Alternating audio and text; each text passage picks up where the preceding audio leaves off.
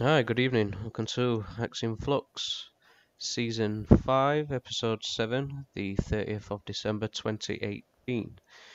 I'm the host tonight, I'm PJ. On the panel, we've got Predator Jeff, Jouster, and Stav. How are we all doing? Evening, PJ. All right, mate. Hey, Jeff. Got everybody Hey else on? up, Hey, Evening. Stav. hey up, PJ. Hey, Hi, Jouster. how you going? All right. Yeah, doing good, thanks. Hello. Not so bad. Can you hear me Good, alright? good. Yep. Everybody alright? Yeah, Picking me yeah, up? I'm all fine. Thanks. Good stuff. Right, so tonight we've got as usual, yearly special that we do, where we review the year just gone by and give forth as predictions for the year to come. Last year, if anybody did tune in, we discussed on the predictions for 2018. We had Lope. She brought us her thoughts, left us with them. Sadly, she's not with us tonight as she passed away a few months ago. But she's here in memory, and we are going to involve her in the show, as a lot of her predictions were very interesting, to say the least. So she kind of predicted something would go along the lines of a World War III. Um, she indicated it'd involve USA and North Korea, but she didn't go as far to say that it would be all death and destruction. She just sort of indicated that there'd be something there between USA and North Korea, um, which was a good point that she made because what did we end up having?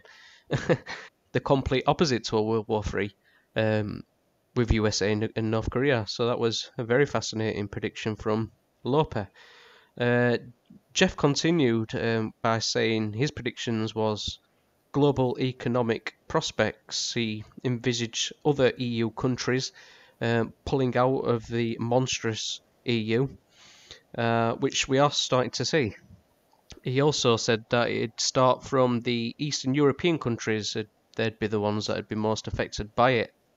And since the Brexit, we've seen quite a few countries and people gathering up in the capital cities with the yellow vests quite recently.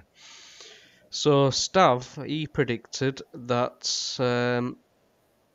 working off an Alex Jones leak, he also mentioned something to do with North Korea at the start of the year 2018, which was also an interesting thing as that aligned with what Lope predicted. Stav, you also indicated that there'd be something with the dollar getting weakened, associating that with the BRICS, which is also an interesting thing which we can talk about. As for Brexit, Stav, you referred to it as just a smokescreen, which I think I can completely agree, and it's carried on to be nothing but a smokescreen ever since. You also mentioned, Stav, that Russia had dropped some gas off in UK for the first time in quite, a long time, if the first time at all. Which we haven't heard much on this year, so I don't know what you want to do with that, but that was a prediction you made last year.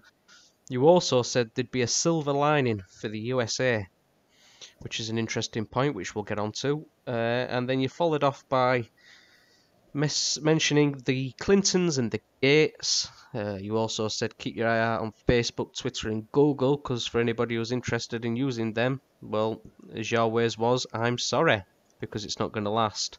And we've seen a cracking year for the Nasdaq and Facebook and Twitter, with the banishing of people, public figures, and whatnot. And I think your final point was crypto stuff. You mentioned crypto would be an interesting year, although a lot of the crypto prices have gone down throughout the year. It has also been an interesting point that you made. Jeff also said Labour and Corbyn, you didn't really see anything taking place or happening much with that, which was pretty much spot on. You also said that the Tories had hold ground, which they indeed did. A few minor points you made, Jeff, which I didn't really come across much this year. You mentioned bees, GMO, and the food chain. I don't know if anybody on here has picked up on the food chain going downhill or having any difficulties this year, but I haven't picked up on that. And the last but not least is the 5G. Now, wow, that has really took off this year. So we'll have a lot to say on the 5G. And there were some minor points that I made as I listened back to the show last year, just to get a quick review for you guys, a recap on his predictions for 2018, in case you all forgot. So I'll open it up now. I don't know if you want to leave off from some of the points that you all made, Jeff, Stav, and Jouster, if you want to put your thoughts in for this year. We'll start by doing a review and see where we get to. And just forgot, I made a prediction last year as well, didn't I? Yeah, I made a prediction saying it'd be the consensus this year. And I think I went too far off. A lot's changed now, especially with the Brexit, Trump. Although in the last 2 years, not much as significant has really happened.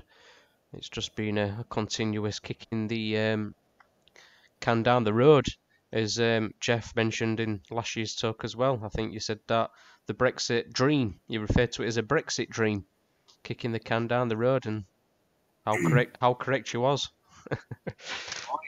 So there you go, guys. There's your little recap. Well, I think they've definitely been kicking the can down the road with the Brexit dream, haven't they? Oh yeah, for far too long. But we all knew that. We all predicted that. We knew that it'd be the scenario that would unfold, and that's what we've all witnessed. It took them 9 months just to trigger blooming Article 50, and then which they shouldn't have. They should have just repealed the 1972 Communities Act, in my opinion, and just tore the treaties up. Well, we're supposed to be leaving in March the 29th. I've got a prediction in January that... Whoa. We're not going to predictions yet. We're not doing predictions yet. We're doing review. Okay. We're still doing a review, are we, of what we said last year? Of the year that's just gone by, yeah, 2018. When was it I predicted all the earthquakes and all that then? Was that the year before, was it? It must have been the year before, yeah. I listened back to all last year's show. You didn't mention anything to do with earthquakes and that. Not that I picked up anyway. I remember on one of them I predicted a load of volcanic activity, and indeed the following year we did have volcanic activity because we had all that stuff in Kilauea in Hawaii. Yeah. So I got that one right, and that is increasing because we've seen, what was it, Krakatoa and what's the other one? Mount Etna, was it, or something like that recently? I've seen something about those lately. So there seems to be something going on with that, which is probably to do with the cooling of the planet. So I think I got those pretty much right. Well, let's start off then. Let's just work back and let's start off with USA and North Korea, because that was quite a big event. And I don't think any of us saw that coming. Did any of you predict that Trump had gone over to North Korea and had that little meeting with Kim Jong-un? Did anybody predict that coming? I definitely didn't. What was that when he went over and smoothed things out, like, you know? Yeah. Lopi saw it coming, but she went exactly, into what detail She it. had a war then. Say again. She had a war then, didn't she, PJ? Who's that? Did she say a war? She said, a World War III. She predicted a World War III. Or something along the lines with USA and North Korea, but she didn't say it'd all be, death and destruction or anything like that. But she did have this feeling that something would happen between USA and North Korea, and she was absolutely spot on. Absolutely spot on.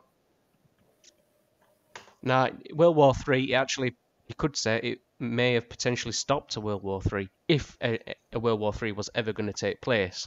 Now, if we've looked on the previous, letters from Albert Pike and things like that, if you want to go down that route, then you can certainly see why a World War III would be on the table. But for USA and North Korea to, come together, allegedly, in the way that they did, and it was published on national media throughout the world. I never saw any of that coming. I I'll mean, tell you, even when Trump got into power, I didn't even think that that'd be on his list. well, Yeah. Well, when but we went back to all that. Oh, sorry, Steve. I was just going to say, when we went back to all the Trump-Hillary campaign and everything, I was hoping that Trump would get in, because I thought if Hillary gets in, there will be World War bloody 3. Yeah. So I was happy that Trump got in at the time. And it looks like he has sort of brokered some sort of peace thing with North Korea, hasn't he? So that's a good thing. Carry on, Stav, mate. Sorry, didn't mean to interrupt. well, I think at the moment there's nothing in agreements that's changed. No treaties have been signed. There's nothing down. I mean, as far as I'm concerned, the North Korea and South Korea are still at war, aren't they? There's no treaties been signed, or am I wrong? I mean, I don't think Trump has got any treaties, got anything for Kim to sign. So nothing's sealed, is it? I mean, by his actions, he stopped his missile bases, he stopped his missile testing, and he's allegedly destroyed a few of the missile bases, if not all of them, he says, or so we're led to believe. But I mean, this is just in,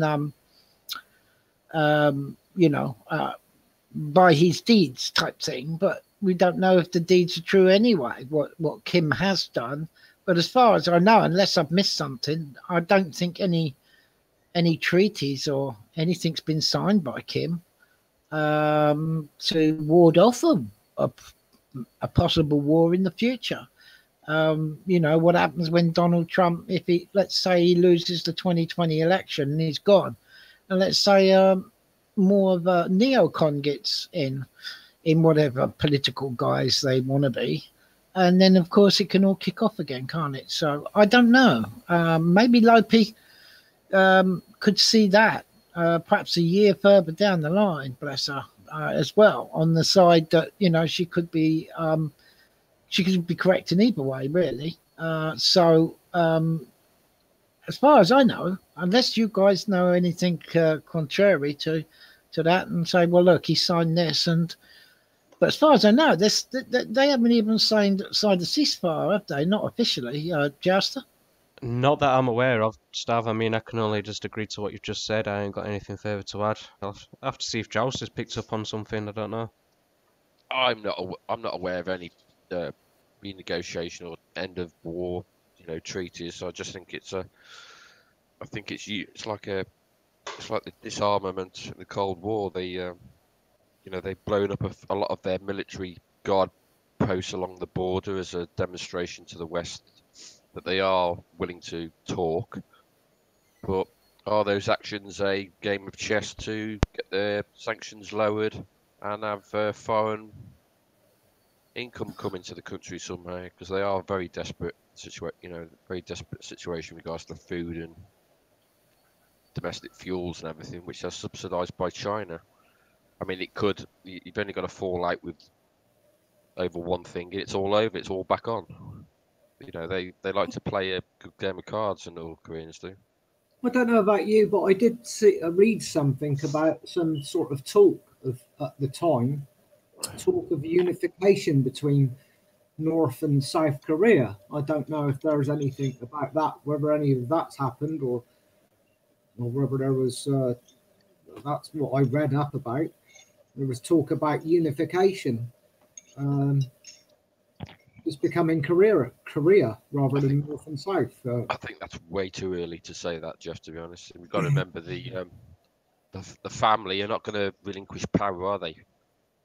No, they'll be straight into the Hague for war crimes, won't they? Yeah, I wouldn't have thought so either. But there was just some talk about it at the time. I remember and reading something about that, but yeah, obviously that didn't come to fruition by the sounds of it anyway. I mean, there's a lot of economic talk from China saying that they're fed up of subsidising carrying them. Mm-hmm. It won't be. It could be 5-10 years, but something will happen in that country. I think there'll be a military takeover or something sponsored by the West. what a military takeover of internally, and an internal, yeah, because he did have a few generals executed, and his brother-in-law was executed last time for trying something like that. in It's North only, Korea. yeah, it's only a matter of time. People they're fed up of it. Interesting stuff. Anything else you wanted to touch on from last year's prediction, PJ? Well, only what I mentioned. I mean, unless wants to expand on some of the other EU members, countries, or if you wanted to add to the dollar weakening or all like that, then fire away. Well, as regards the EU, well, it's very much like the economic fiat system that's been the world has been stuck on since 1971 through the Nixon administration. It's can kicking, like you said, down the road. Everything's can kicking. It's that's all right. The next generation will pick up the tab. Blah blah blah. But that's the economy. As for the EU thing, well, it's pretty obvious what is going to happen. It is one of the things that I don't know if the mainstream has said it, but I think a few alternatives have.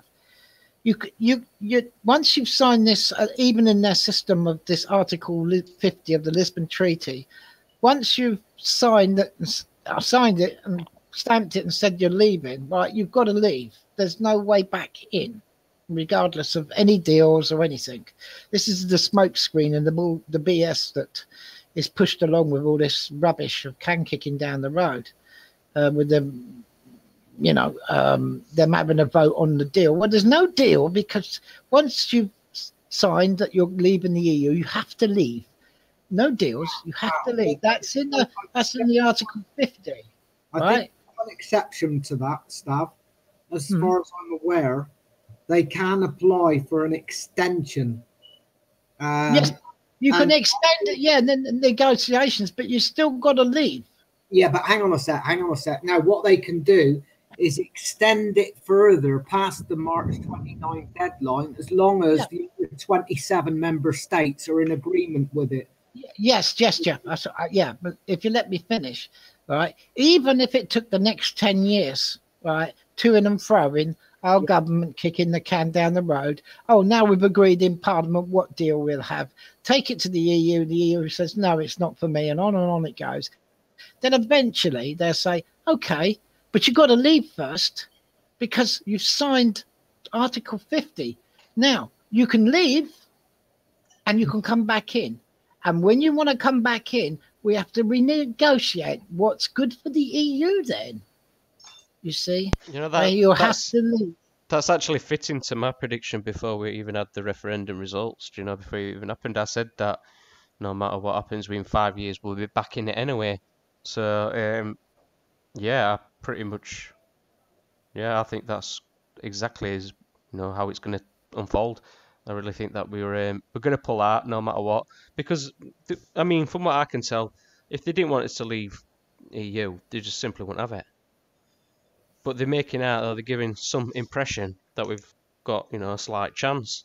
And when it comes down to going against 17.4 million people's vote, I don't think they're going to have that much courage to be able to make the final decision to say, no, we're staying in. I don't think they're going to push that button. To be honest, PJ, I think that if we leave with a no deal, I don't think the EU will last 5 blooming years. I think there'll be other That's exactly why, Jeff, we're going to end up back in it. Well, I don't know. There might not be anything to go back into in 5 years' time. That's what I'm saying. I mean, it might be falling apart at the seams. The only reason we'll go back into the EU is because we're the ones propping it up. Well, they'd have to give us a bloody good deal because I think we're better off way outside the EU, to be honest. And I think we've got all sorts of opportunities available to us if we leave. I think it'd be absolute madness to even consider going back into the EU. I think they're going to let us leave. They're not going to go against 17.4 million people. But what they will do is they'll stage it in a way where we end up back in. Possibly, yeah. And they'll do that, right? Because we will leave. This government here will co-collaborate with the EU, and they'll make it such a bad experience. They'll rig the money machine like they do everywhere in the world in the actual monetary system, and the UK will be, the pound a drop, and people, and then you'll have to go and beg and ask to be a member of the EU. Now the ball's back in their court, and you will have to accept everything, punishments as well as nothing left of the UK, whatever it is, apart from one place, which is the City of London. But that's another subject. But that's an important point, Stab, because it's already stated that if we were a fully fledged member, that the financial centre would move to Brussels. That's like I say. That was declared by the European Union, as far as I read. Now that goes against the whole principle of the British Empire. Absolutely. Like I say, that would be another program we can have, a good old chat about, because it's a good point. Yeah, my view is opposite to PJ, so I will say no. We are leaving. Jousty, you misunderstood me. We are going to leave. They're not going to stop us from leaving. Okay. I don't think they've got the guts to actually deal with the consequences of not letting us leave. But what they will do is they'll make it a way where we end up back in. Oh, okay. Sorry, PJ. That's what I meant. Misinterpreted it. Sorry. And it depends on what the ground is at the time when this all comes off, because so many things can change, and it will change. We can do several more talks on where it's going, whatever, and also we've got our predictions to come yet. But yes, we have to. It's actually the EU law, if you want to call it a law, that once you put the Article 50 process in place and sign it to put it in place, you have to leave. It's their rules, not ours. You have to leave. Now, the only way you've then got to apply to rejoin, and there's a lot of water that's going to go under the bridge before we get to that. That's the Article 50 is their perfect opportunity to make out like, we can't cope. We're too much struggling, and if we don't, then that's how they're going to get us back in. Yeah. That's what Article 50 were all about. And it doesn't matter about Irish borders, soft Brexit, hard Brexit, no deal, or deal, Chequers deal, Uncle Tom Cobley's deal. It doesn't really matter. All of that is a smokescreen and can kicking for the process to carry on, which we'll talk about in our predictions for 2019, and etc., etc., etc. That's what I think. I may be wrong, but I think a no deal is the only option, because it's the only way where they can, honour the people, the 17.4 million people, and create a scenario where they can make out like it's that bad because we've got no deal, where we're just going to have to go back in. So that fits perfect for Theresa May. She'll love that. A no deal. Oh yeah, she'll love that. There's a lot of stuff she could do with a no deal. Yeah, but I don't think she'll be about to handle that, because I think it's going to be kicked down the road for a couple of years before we actually even get to the process. That date next year, like Jeff said, they can extend that for another year or 2 years, and they most probably will. And the to and fro between the Corbynista and the Conservative Mayist, this is all games and pomp and BS to carry on with it. I mean, we don't know any better, because that's how it's always been, boys, hasn't it? If you look back in history, it's always been like this. It's nothing is bim bam, cut short, drunk, done. It's always a load of going on. So anyway, yes, let's see, shall we? And maybe one or two people have got predictions, had in their predictions about it. Anything else, PJ? Not to do with Brexit, no. I think we've covered that. We're just repeating what we said last year, I think, when it comes to Brexit. Well, I've got one. Are they? Yeah, go on. I was just saying, go on, just say what you wanted to say then, because mine's going to change topic. I was just saying, I think we're just going to briefly go over a few of them and see if they're unfounded or founded or come close to what some of us said, or did we join the dots correctly or wrongly, or that's which is what we're doing, isn't it? I mean, the financial thing is, I think I said Donald Trump. Let's get on to that. Yeah, you said the USA, there'll be a silver lining in it, and you saw the dollar weakening, and you associated that with the BRICS. Yeah, well, the not the silver lining. I'll do that in a sec, very quickly. The dollar is effectively weakening with Donald Trump's administration, but there was always a peak beforehand with the euphoria when he took office in January 2017 last year, wasn't it? Yes. Yeah. He took office in January. He's voted in November 2016, and then inauguration, all the rest of it. So he effectively took over at the end of January. And then he brought in some policies like big tax cuts, which were meant to be to promote the Rust Belt and get factories and work and job back and make America great. But basically, that was just free money, more money given to the big corporates to be able to go back into the stock market and reinflate their own stocks by the buyback scam and scheme of the market. So it operates. Yeah, I think one of the first things Trump did were, he stopped the TPP, the Trans-Pacific Partnership. Yes, that's one of the silver linings. If you're against the globalization, at least for the moment, it might morph into something else with another administration, and it still may come in, or it still might come in a different name through some Canada deal with Europe, this, whatever they call it. And the other silver linings is, yes, in the short run,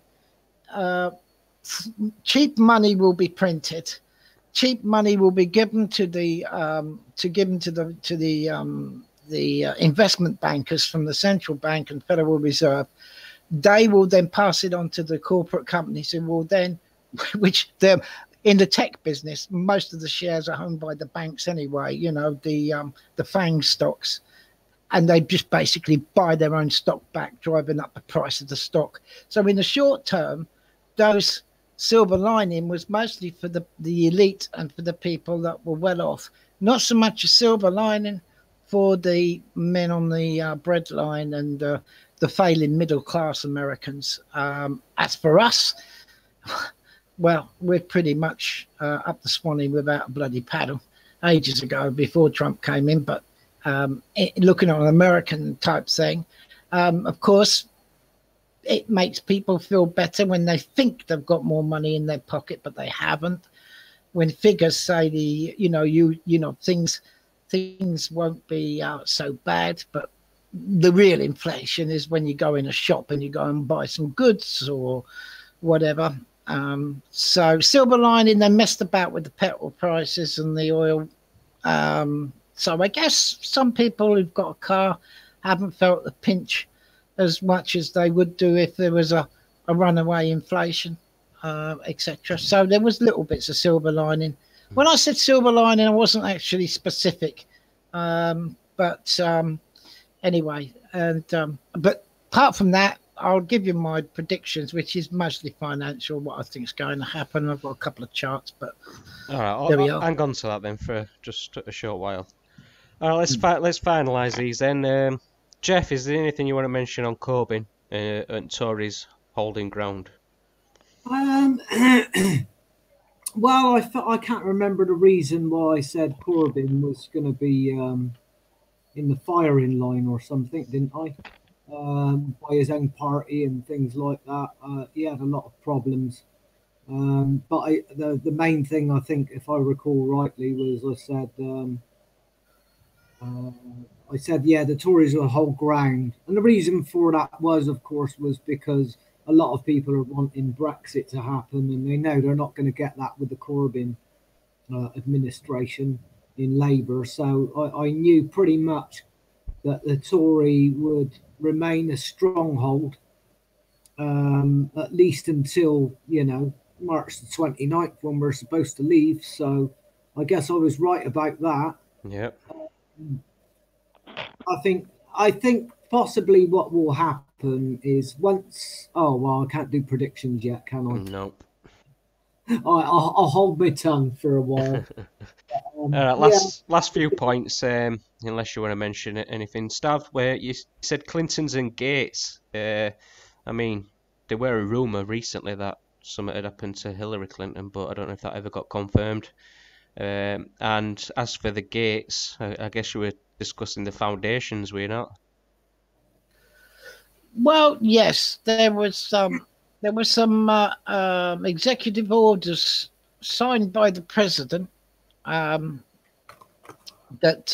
was going to be alleged. I mean, it's still ongoing because you got all this stuff going on behind the scenes with the Mueller investigation and the Russia Gate, and then the nuclear, whatever they call it, and all of this, which is involved with the Clintons and the Clinton Foundation and Bill and Melinda Gates Foundation.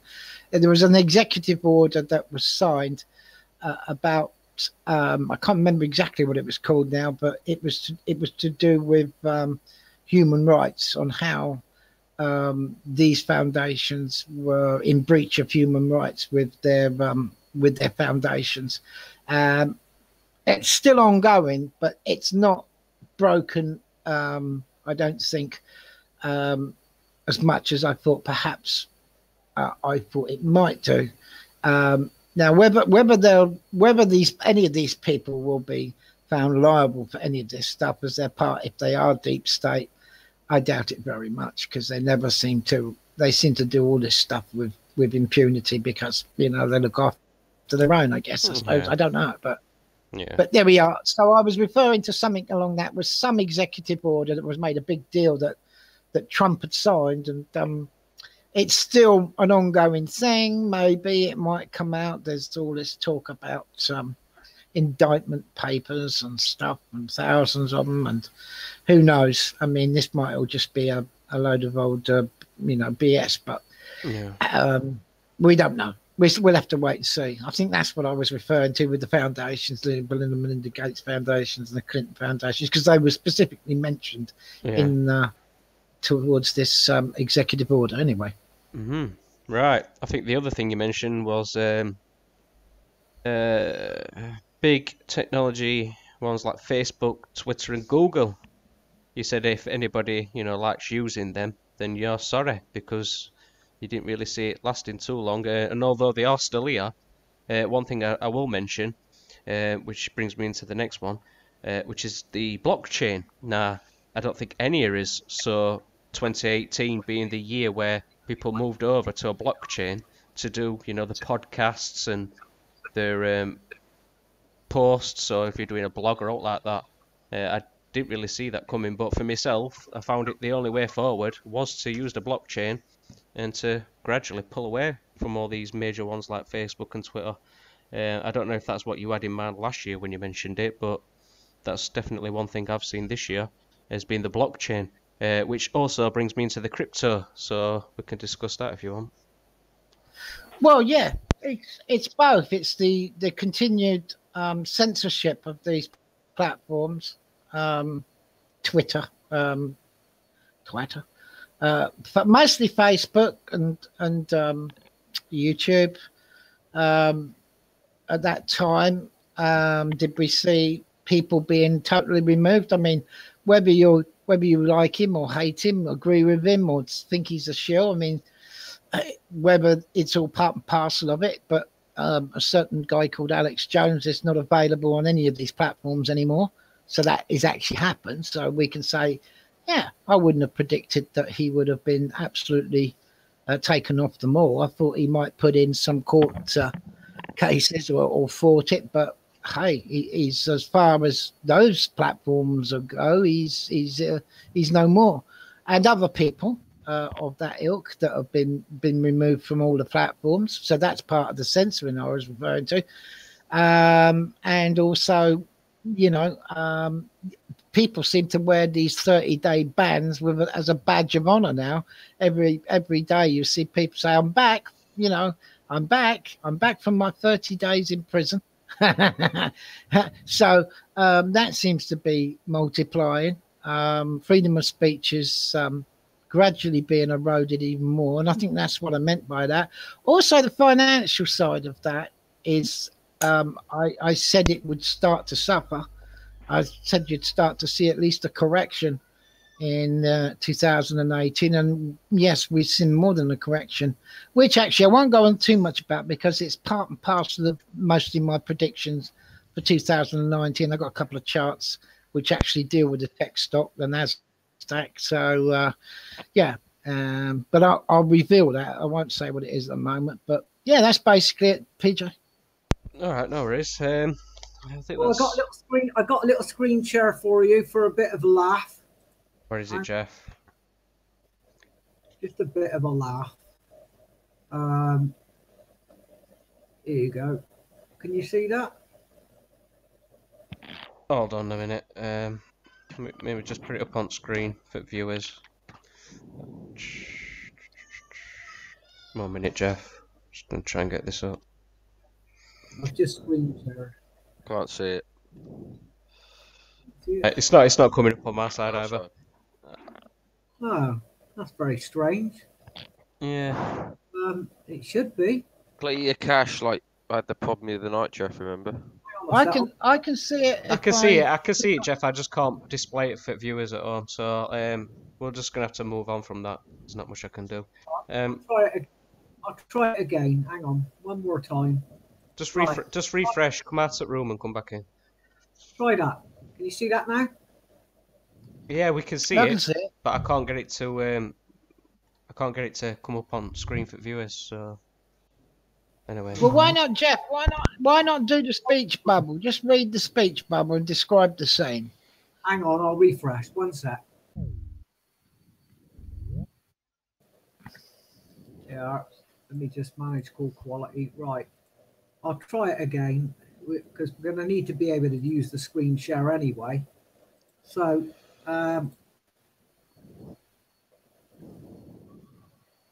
right. Try that now. Can you see that now? I can see it. Yeah, No. we can all see it, Jeff. I just can't put it through for the viewers to see it because of how it's set up. It's a picture of a man and his wife, and she's cooking some food on the stove, and he's there. It looks like he's just got back from work with his hat in his hand.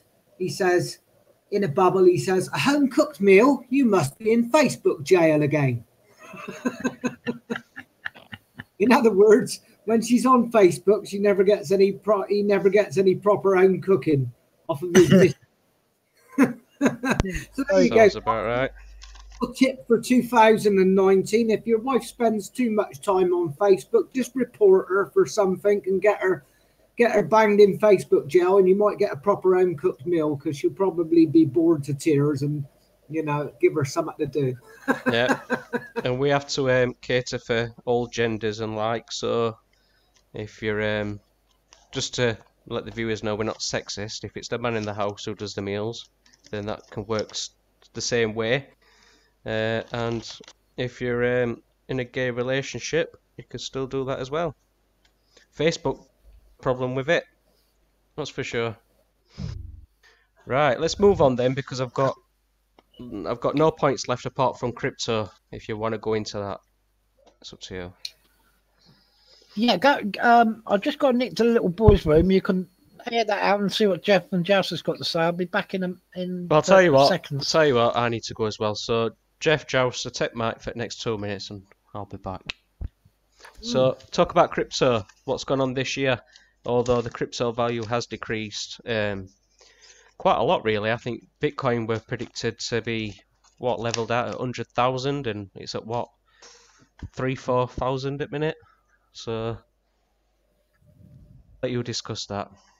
No worries, BJ. We'll have a little chat about that, me and Joust. All right, you pop off and go to the little boy's room, and Jouster. So I was quite surprised, Jouster, actually, that 2018. I don't think anybody could have predicted that the crypto markets took a big hit throughout 2018, virtually right the way through. They took one big hit and then they took another big hit, and they sort of gone down, down, and down, and down, right down to, Bitcoin sort of, hovering around under the £3,000 mark now.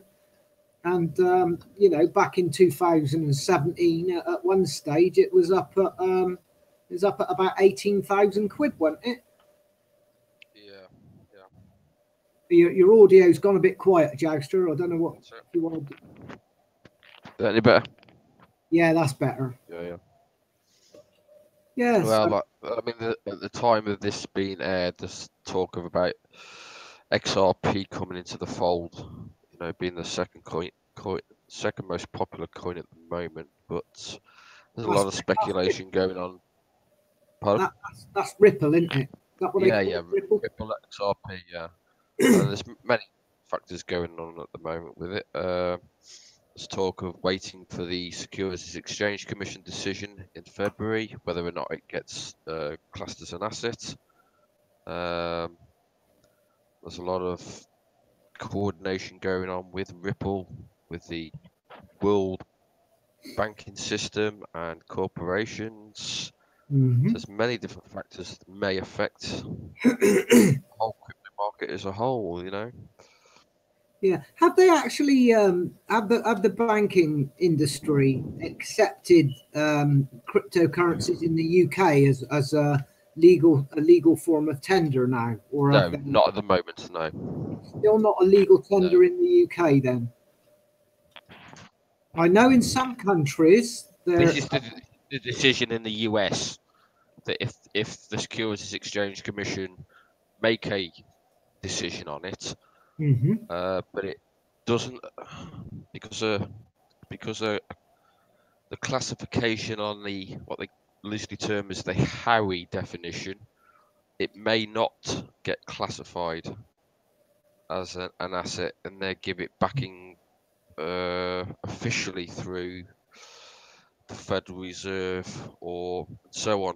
Whether it's, India has been talking about, the rumours are that they're waiting for another country to make a decision before they follow suit, because they previously made cryptocurrency illegal. Now they seem to be talking about reversing that decision. Now, I don't know whether I've heard right, but I've heard along the grapevine that Japan has now fully accepted cryptocurrencies as a legal form of tender. I don't know whether that's right, but I've heard Japan has accepted it. I don't know if that's right or not. I don't know about Japan. I couldn't. Yes. It's fully been accepted as a means of exchange. Asset, the whole lot. That it's fully legal. In actual fact, you can spend it anywhere in Japan. You can also get it anywhere in Japan. There's lots ATMs, blah blah blah, which you do with your smartphone type thing. So it's fully, they've gone all in Japan. South Korea has as well. There's two countries where pretty much it's accepted. A means of exchange as a currency, as an asset, whatever you want to do with it. So it's fully accepted in all the shops and places. But the rest of the world is kind of the UK.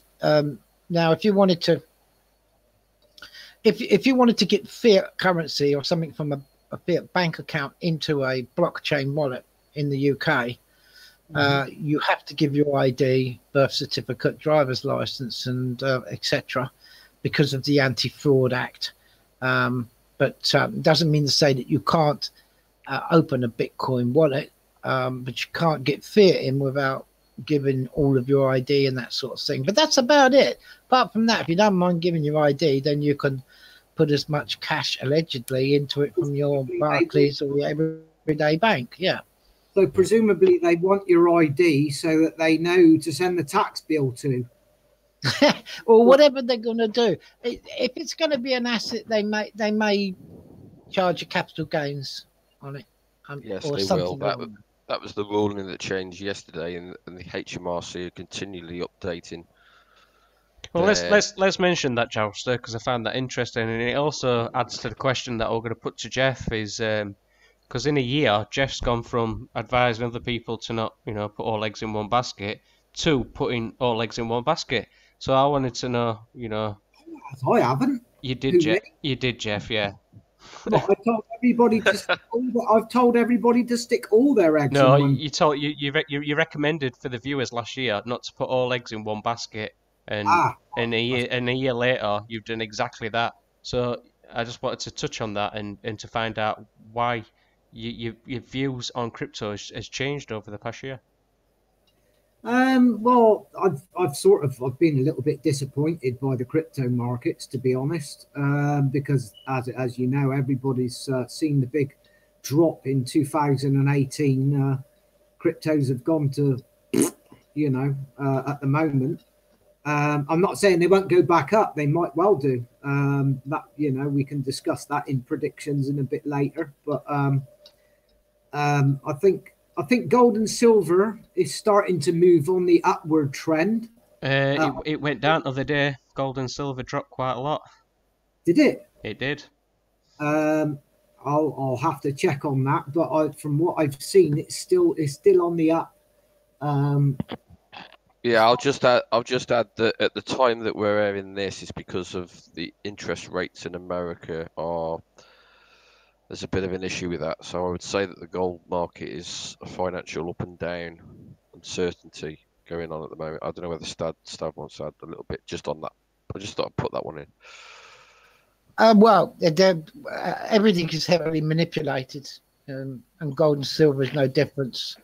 And they do that for the they do that in London with the It's still on the up. Gold and silver are still going up at the moment. So it's doing gold and silver.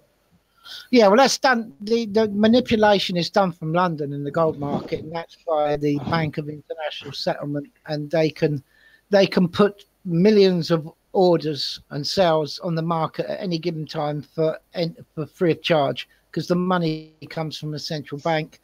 It's called the London Gold Fix if you want to Google it, and there's a big Wikipedia page, and it's quite common knowledge. So gold and silver is heavily manipulated like anything else in the stock exchange or commodities, assets, indexes, corporations. Everything is manipulated.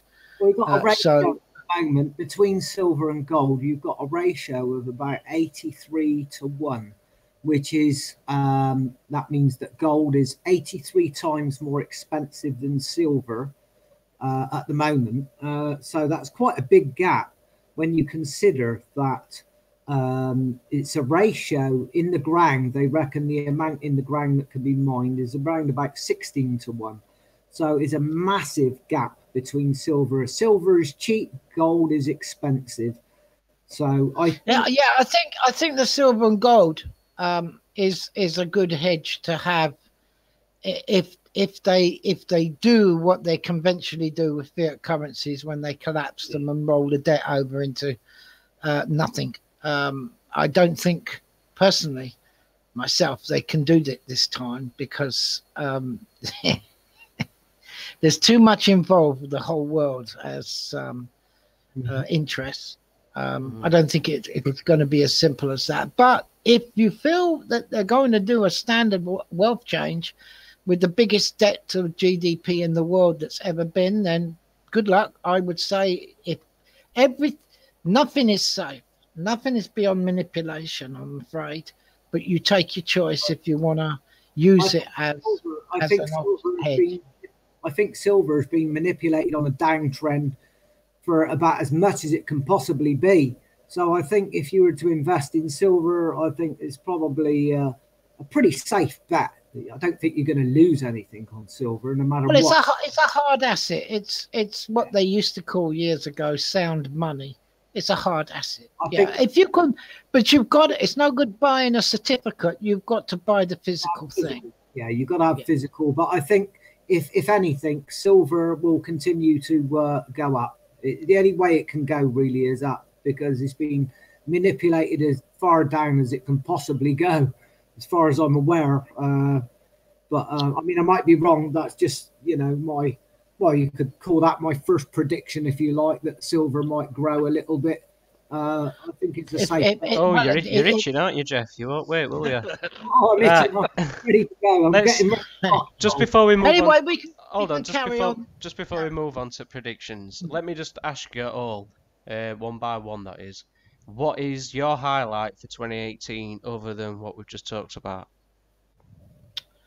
Mine would be the last 2 months of this year, and that is because the Federal Reserve started to do, instead of quantitative easing, quantitative tightening, even by only 0.25%. You can see how fragile the market is and what's been happening. That's my highlight. What about you, Jeff? I think my highlight is the Great French Revolution that kicked off, going back about 7 weeks ago. It's still going strong after 7 weeks, which is the yellow vests. For those of you that don't know, in France, if you've got a car in France, you've got to have a yellow vest in the boot, and so it's common for the French people to all have these yellow vests. And what they've been doing is they've started this yellow vest revolution. For those of you that aren't up on current affairs and what have you, and they're making big demands of Macron. They've got their demands all worked out and ready. And what I seen earlier on today, actually, which is quite a surprise, was that there's a big fire by the excuse me, on Eiffel Tower. Yeah, I've seen that. Yeah, by the Eiffel Tower or on the Eiffel Tower or something like that, and it's all hell's breaking loose over there. It's but not just. I mean, towards the end of this year, it's been taken off. The yellow vest movement has been taken off all across Europe. Lots of different countries in Europe. People have had enough. They've had enough of the governments. I think one thing towards the end of the 18 is being shown is that the globalist mask is off, and the people are rising like lions after slumber, because they're well aware that what the globalists are up to now, and I think it's highlighted also. The United Nations, which is all part of it, part of the globalist scheme of things, if you like. So you've got the European Union, and the United Nations have been shown up. Their true colours have been shown for what they are. They've allowed this open border policy with the migration, and the UN is all part of that, because I think what they've wanted to do, if I'm reading between the lines properly, is although we've got Brexit here in the UK and we want to leave, and hopefully we should be leaving in March the 29th, hopefully with not too long a transition period.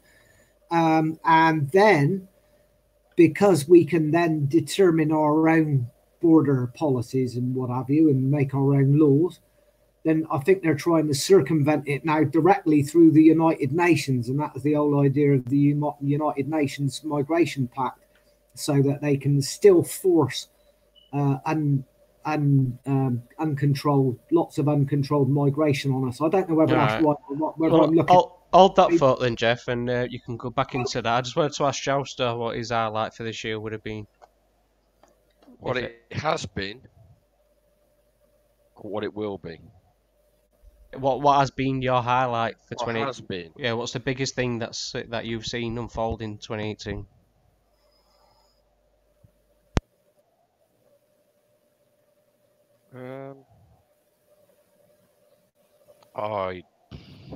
I'll remain neutral on that one. I don't see anything as significant to influence a change. It's too early. It's too early to. Again, I'm on predictions again. Yeah, let's move on then. Let's move on to predictions. Yeah. No worries. Who wants to start then, Jeff? Go on, we'll let you start. Okay, 2019 is on its way, fast approaching. couple of days to go in it or something. Right, I think we will leave on March the 29th. I think there will be a transition period for them to sort all the gubbins out. I think they wasted so much bloody time on negotiations with the EU, which to me, in my mind, is a complete and utter waste of time. The European Union don't like to negotiate. They never have done. I think my first prediction will be in January. We've got to have the Theresa May's Chequers deal or whatever it is. They're going to try and have a vote on that. I'm not sure what date they're doing that on, but that's going to be a complete fail. Theresa May's not going to be, I'm pretty much 95% certain that they will not accept Theresa May's deal at all. So that's going to get thrown on the scrap heap. As for what will happen then is, I think we're going to crash out, like they like to term it, crash out on March the 29th with a no deal. I think that's definitely going to happen. They've wasted a lot of time, and of course they haven't really been preparing for this no deal scenario as much as they could have done, probably. But I think it will go pretty smoothly. I don't think it'll be too bad. I think we can transition over quite well. And I think we will leave with a no deal, definitely. That's my first prediction. So I think that's going to happen. Let me think. What else? Later on, I think shortly after we might get another thing like we did after the referendum, where you get a slight drop in the pound.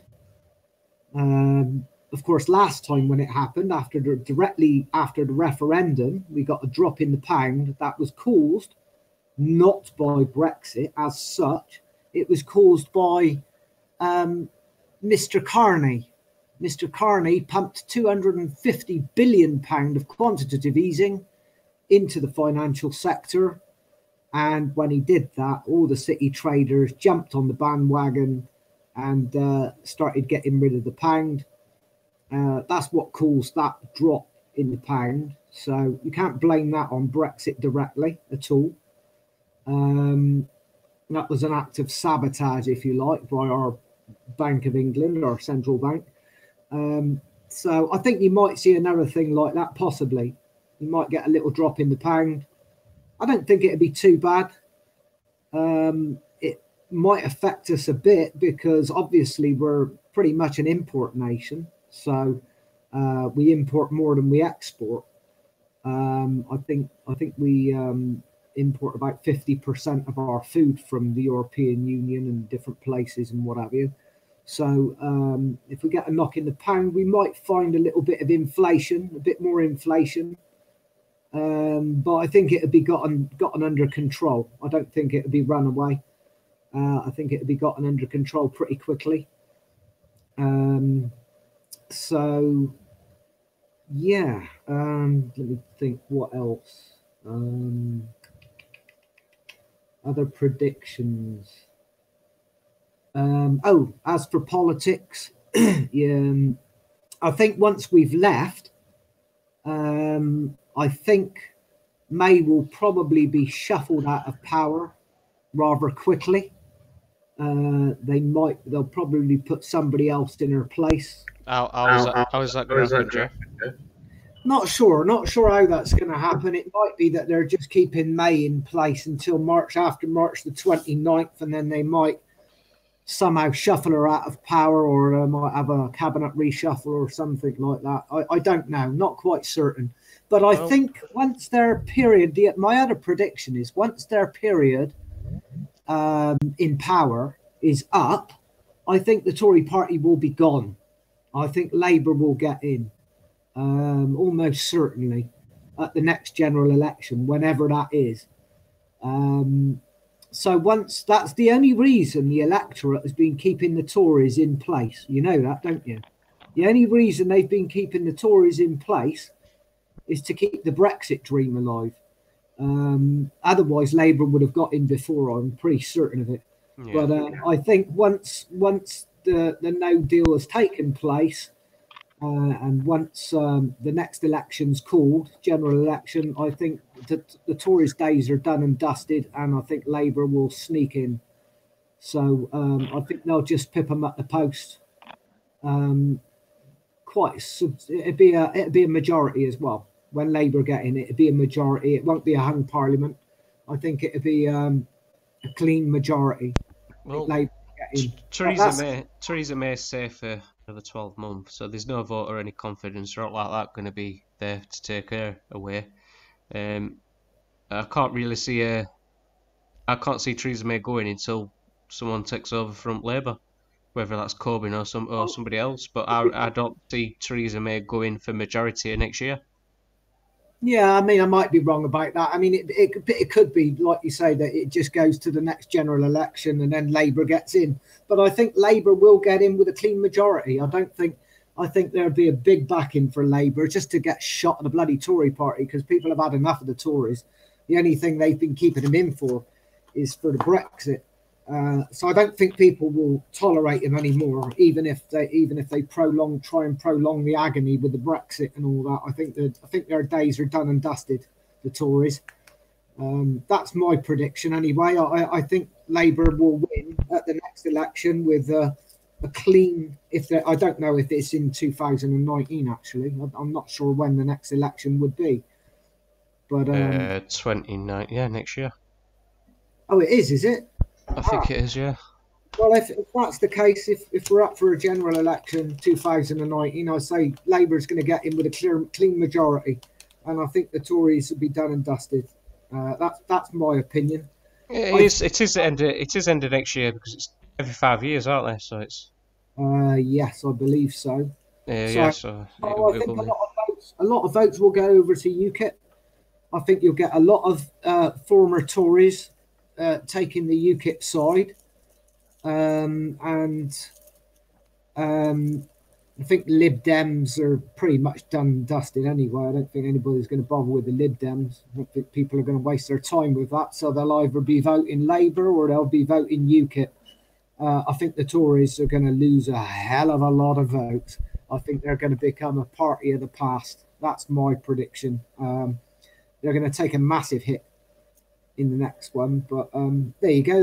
That's more or less my predictions anyway. PJ, I don't think I've got any more. Cheers for that, Jeff. Interesting predictions, yeah. Who wants to follow up on what Jeff said or mention their own stuff? Well, just a couple of things, and then we'll put on the Joust if you want to say anything about what Jeff said. I think, Jeff, if we leave in March with a no deal or crash out, as you say, I think that will be a good thing, because what it will do is it will bring things quicker to resolve whatever's going to happen. Whether it will promote, this change over to a whatever it's going to be, whether that's a different financial system, whether it's going to be a wealth change, a collapse done in the old style, or whether it's going to be a transfer into some type of new system from the old, and to be able to dump the derivatives, the trillions and trillions and trillions of pounds and dollars, and, well, let's just say dollars because it's the reserve world currency, and make them disappear and transition into a new system. But they have to do something about the old system, whether it's the old-fashioned way, and they pull the plunger, but before they do, they've transferred all their wealth into gold or silver or other assets, whatever. All the stuff you can't get into, that Joe Sheeple don't know what's going on, and start up again with some type of gold standard or silver or whatever, and then go back on the fiat train all over again, or it's some type of new system. So I would rather see that come about sooner rather than later, for whatever reason, because the more you kick the can down the road, the harder the bottom's going to be for normal people. So there we are. So I don't know whether we are or not, but I'm hoping it does. Whether we get put back into the EU is secondary for that reason, I guess. But and as far as political parties are concerned, do I have an opinion because I'm a political atheist? Well, not really. A lot of people say, well, you don't believe in it, so what's your point? But I have got a point to how I think it works. So, but we'll leave that there. Over to you, Jouster. Right, as regards to Brexit, we're still up and down on it. From my camp, it's very hard to predict what's going to go on in internal politics. It always is. But I'll lead it on to, I would say that there'll be great times of upheaval, uncertainty in individual countries in the European Union, leading on to the beginning of a slow decline or collapse of the European Union. Not necessarily the next year or even the year after, but I would say it's just the beginning because of internal political opinions of hence the yellow vests, and I think other countries will follow suit as economic situations arise from month to month.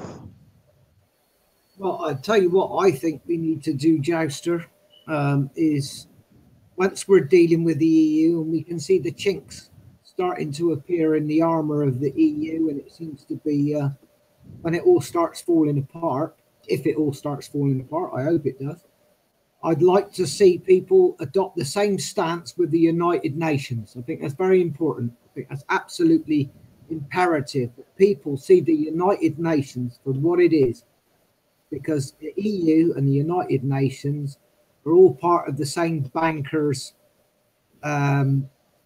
control system. And the United Nations is the globalist arm of the New World Order that is basically, well, that will be the one world government effectively. And they want the United Nations to be a one world government by no later than 2030.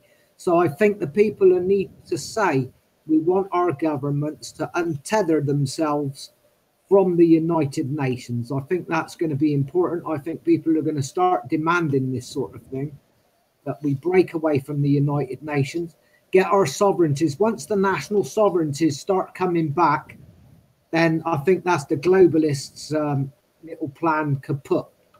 That would be basically the globalist plan would be more or less kaput. You know, that's what we want to see. We want to see more national sovereignty. People are the populist movements growing massively now all across the EU. And I think that's an important thing that, you know, the UN's globalist mask is off. They've been seen for the evil sort of, well, it's basically the same sort of policies that you're getting from the EU with this mass migration and, you know, ridiculous, untenable, uncontrollable migration that's going on, which is basically destroying Europe. It's absolutely, it's wrecking Europe. It's making a mess of it, basically. And well, if it's wrecking it, yeah, I don't think that's the intention that they want it wrecked. I think what's happening, especially in France, is it's a direct result of oppressive or too harsh climate change policies, with having a direct result on people's wallet. That's what affects people, and that's what they're reacting. The whole climate change thing is a big scam, as you know. I know it's a scam, but just saying that is the direct cause. If you look at what Trump, I think Trump is definitely a nationalist. I without a shadow of a doubt, he's a nationalist because he didn't sign up to the Paris Climate Change Agreement, which came as a bit of a shock to everybody. I was very pleased to hear that he didn't sign up to that. Is that the COP21, yeah? The what, sorry? The COP21. We did a show about it. Not sure. It's the Paris climate change Yeah, it is, yeah. thing that he didn't sign up for it anyway. USA is the one country that wouldn't sign up for it because He didn't even turn up, did he? Didn't go. that's right. Yeah. So I think he's definitely got nationalist leanings, Trump, and he's not a globalist. He seems to be definitely on the side of nationalism and patriotism and whatever you want to call it. But and he's I think people are starting to wake up now to the fact that the climate change narrative is all about carbon trading and ripping people off, basically being able to slap all these bills, VAT on all your energy bills and that. See, this is another good thing. If we get Brexit and a no deal and we get out, we can turn around and say, right, we want to get shot of the VAT. We can get shot of the VAT now because that's an EU thing. That's all to do with the IMF and the EU. So we should be able to, at the very least, we should be able to say, right, we want VAT removed from all domestic fuel bills at the very least. Yeah. So we should be able to get rid of any VAT on domestic fuel bills completely.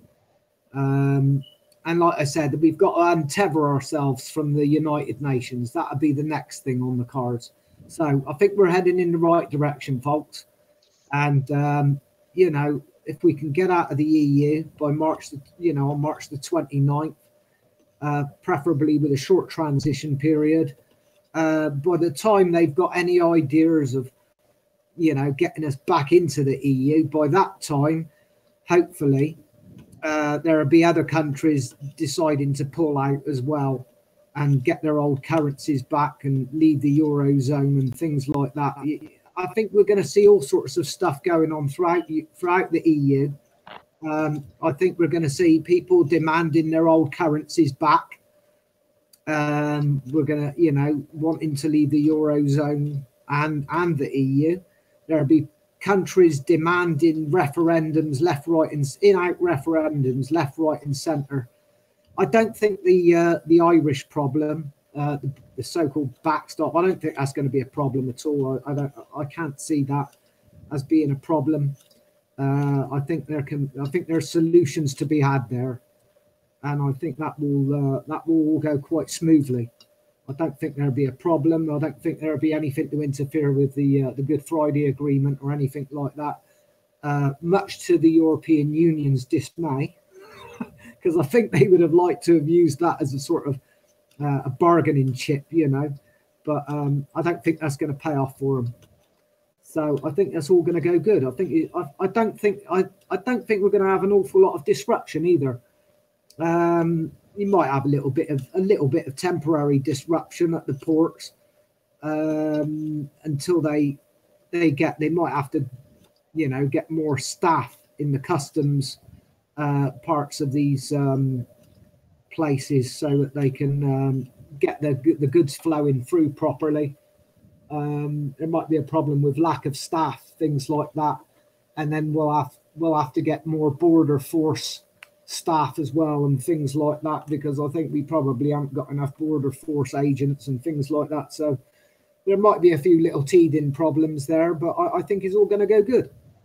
I've got a lot of positivity about Brexit. I'm looking forward to it. I think it's got great potential. There you go. That's my little take on it. That's interesting. Stav? Right. Well, I don't know how we're going to do this because I know I've got a couple of charts I want to show, which is on websites. I've put the links in the chat box here. Can you screen share? Can you get it up on your screen? You want me to screen share it, Stav? Well, yeah. Hang on a minute, Jeff. Let me just see if I can provide a solution for PJ, because I know he's not going to be able to share. I can do it. I just need to refresh. That's all. So just let me know if you're going to do it, and then I'll sort it out. Well, if you refresh, I'll get Jeff to pull up the first one, which is the trading economic one, Jeff. All right, we'll do that then. Which one's that? The NASDAQ or the United States government one? The first, the one just below it's the third one in the chat, second one in the chat box, yeah. The middle. Sort links Trading. out, and I'll refresh 1 minute. All right. So while we're just bringing up some new links, and I'm gonna try and get this screen share, hopefully to work, so the viewers at home can share in the information that we've got. Yeah. Scroll down the page. The one with the NASDAQ, yeah? No. If you look in the, it's the second one. If you look in the chat, it's the second one in the middle. The one that says United States government. Yeah. Now, let me bring that up a minute, because you may have to scroll down the page. Okay, well, let me know if I'm on the right one. It's the one with the bar graph, yeah? Yeah, but if you go down the page a bit, I'm just seeing if it brings up a chart. No, it doesn't. That's not the one. Now go back up the top, Jeff. Actually, that's the link. You've got to. Let me get rid of this here. The one about government debt. Yeah. Well, let me just go into it.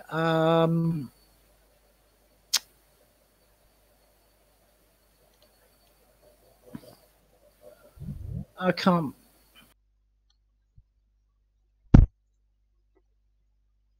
It's just gone quiet on my side, guys. I've got this screen displaying. Oh, I did have. Let me just try and get this back up for the viewers at home.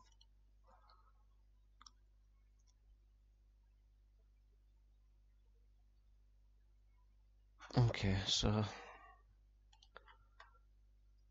try again.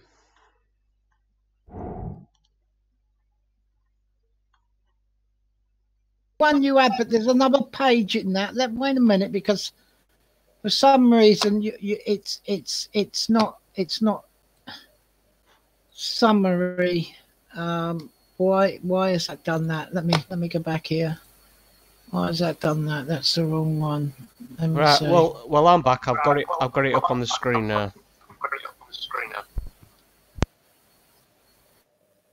Oh, for fuck's sake. This is typical. They show you the wrong chart. When you do the link, they give you the wrong chart. Yeah. You know, this is what you get. Right, hang on then. Wait a minute. Right, now why? What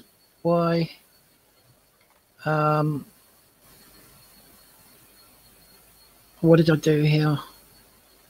Do you want to come back to it, Stav, in a few minutes? Give you some time to work out what's needed, and we can come back onto it if you want. Well, that, I mean, if you press there, Jeff,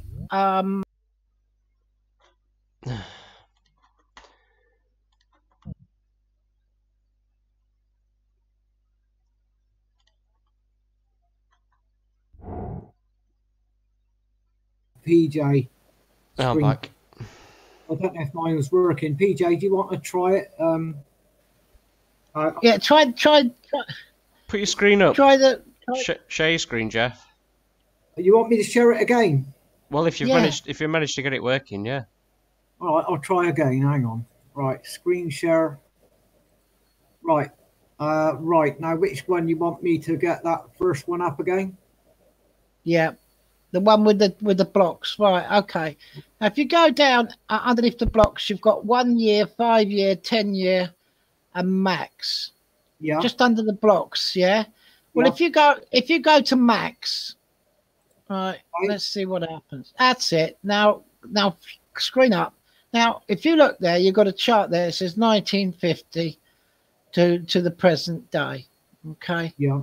That's the you could say debt to GDP, and how it's expanded from pretty much zero since 1950. This is U.S. government debt, which is approaching. We won't do it, but it's approaching $22 trillion that the U.S. government is in debt. Right, 22 trillion. Now, if you look, actually, in 2000, and if you now press it on 5 years, Jeff, go to 5 years. Yeah. Right. Now, if you look at 2016, and just to the left of it, there's a sharp jump up. Yeah. Yeah. You see that? Now that's after the inauguration and Trump getting in. From that point now to almost 22,000, Trump has expanded the debt by at least $3 trillion. Bloody hell. Right. Right. That's since Trump's come in, the debt has risen. Government debt, just government debt, has risen $3 trillion. Now there's rumors about a missing 21 trillion through the Pentagon. We won't go into that, but just stick with these figures. Right, so Trump has put on another $3 trillion roughly. Now, is it Trump that's put it on? Well, people say, well, no, they started quantitative tightening there in 2017. Well, point something of 1%. They talked about it. They done it once and then they stopped, right? But what the quantitative easing is, it's done in a different name, and that is government issuing bonds to the central banks for them to give off, right, to put out in the bond market, which are private banks buy up, and they hold most of these shares, especially in the Nasdaq, which we'll get to in a minute, and they rebuy back their own shares, like the millionaire who goes to Sotheby's, buys a Rembrandt for £1 million, puts it up for auction, buys it back for 4 million, right? Gets his agents to buy back 4 million. Now the painting, he's made $3 million because the painting's gone up to 4 million. I know that sounds rather crude, but if you know, that's what goes on in the financial market. So quantitative easing has continued regardless of the BS that I'm saying they've stopped. That's absolute BS, because they do it in another way. It's still bonds. It's still government signing bits of paper in future bonds for the central bank to put in the bond market, blah, blah, blah. It eventually ends up with the bankers buying back their own stock and it drives the market up. That's the Ponzi scheme that they've continued since Trump came in. So anyway, that's all legit, by the way. It's all legal, you know. Yeah, it's really good. It's all legal. Yes. Well, it is all legal because they can do it. And they make the rules, don't they? So we won't linger on that too much. Now, if you go to the second link, Jeff, we'll finish. Look at that debt. Look, that was amazing, wasn't it? 1950. Yeah, if you scroll down. Yeah. Okay, whoops. Yeah, you'll wanna go back up again and go to another year. You want to go to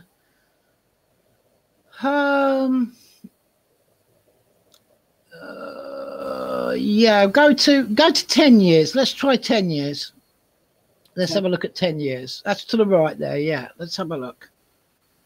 All right, this should take us back to the crash. If you look at the bottom of the chart, you see the date. Well, that's it. That'll do. Now, 2009. These are Nasdaq shares. This is tech. This is the FANG: Facebook, Alphabet, Netflix, and Google, etc., etc. All, if not most, if not all, of these shares of these tech groups belong to banks, from the Swiss National Bank to Bank of International. All of their private banks, they own all the shares in the tech. Now, if you can see, this is where they've done their so-called sideways quantitative easing, where they buy back their own stock shares after the collapse in 2008. So there we are. You can see it's gone up and up and up. And you go all the way to the right. Actually, go back to the top. There's something else I'm missing here. Go to all, Jeff. I'm going to show you something very significant here. Here we are. This is the top tech shares. Now it goes back to 1988. But if you notice, if you look at 2000, there's a spike. and you can see it, and then it drops down significantly.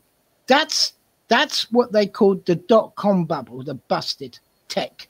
Yeah, this is how Google was born. You know, Google and Amazon, these companies were the few that escaped it and made the big money and become the giants they are today. They, you know, there was domains. People were buying domains for thousands of dollars, thinking that they can get the lucky ticket. And the tech in those days, your domain's going to be worth millions, wasn't they? Well, as a Ponzi scheme, they pumped it and they dumped it. That was the tech bubble. Yeah, see how rapid it was and how it shot down. But the people who got out of that and took their share and built their company as it is today in the tech, Amazon, Google, etc. So there's a tech bubble there. And we go all the way along, and look how high the tech bubble has grown by buyback Ponzi.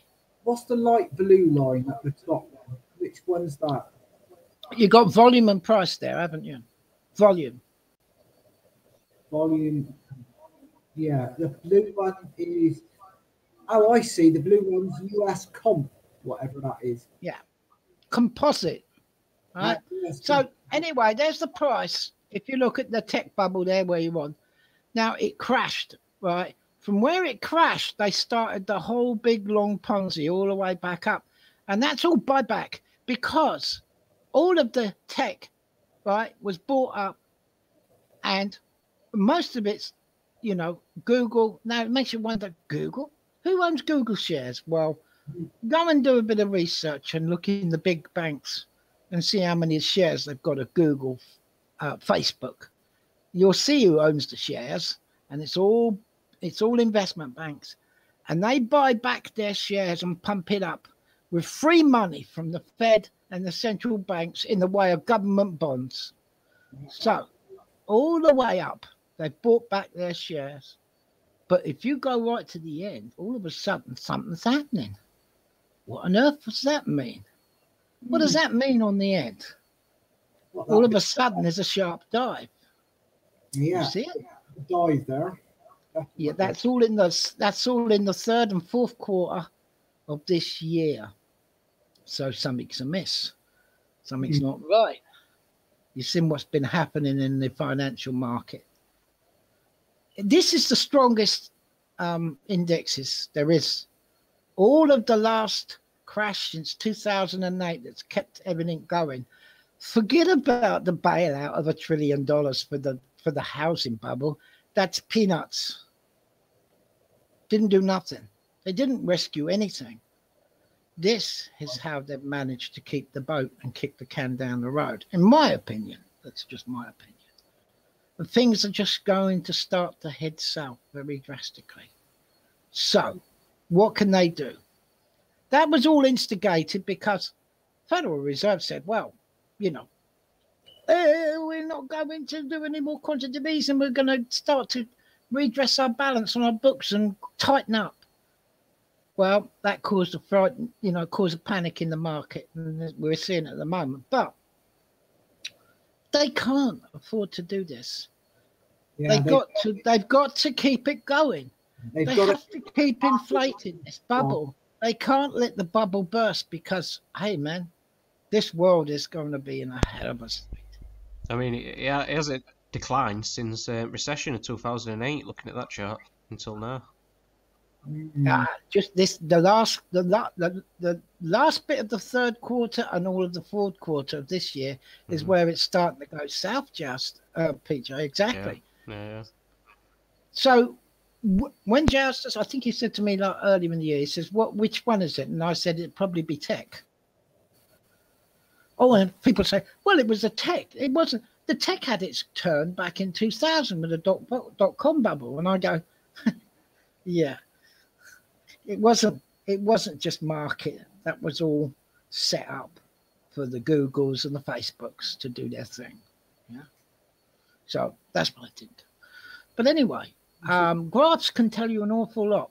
Now, they've got plunge protection teams, algorithms, maybe AI behind them, I don't know. But most of the trading is fast frequency trading with algorithms today. It's not human beings, Now, you want me to take these off the screen now, or? Yeah, you can do. I'm pretty much finished with them. I think I've showed my evidence. Okay, I'll just refresh. Should I say my some of the facts? And this is, remember, these ain't my charts. This is the market's charts. These are not my charts. So they can't hide it much longer. They can't hide what they're doing much longer. It's becoming visible from that chart, that's for sure. Let me just quickly refresh, guys, 1 second.